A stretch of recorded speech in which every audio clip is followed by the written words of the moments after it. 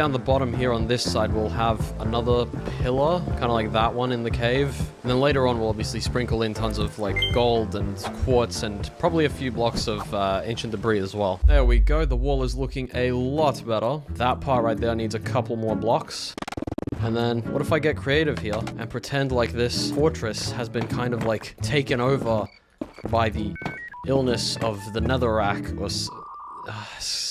It's gonna look stupid. No, you know what? I'm not. I'm just gonna quickly replace a lot of this with netherrack here. Because I feel like I've said this before, but obviously there's a lot of trial and error. You have to kind of see what it looks like to then adjust what it looks like.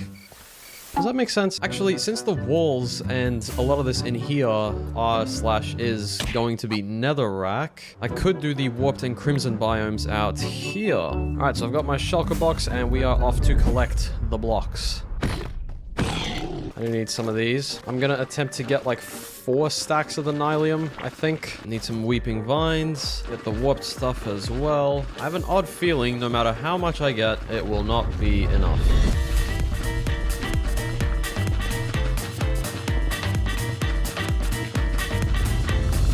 Yep. Would you believe this is 5 stacks of blocks here? What the...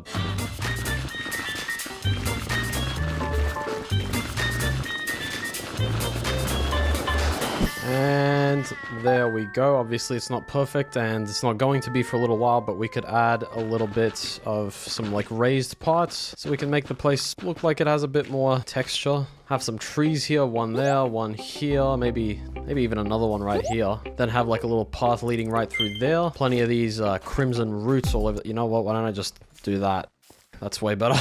Something like that. And then on this side, we really quickly...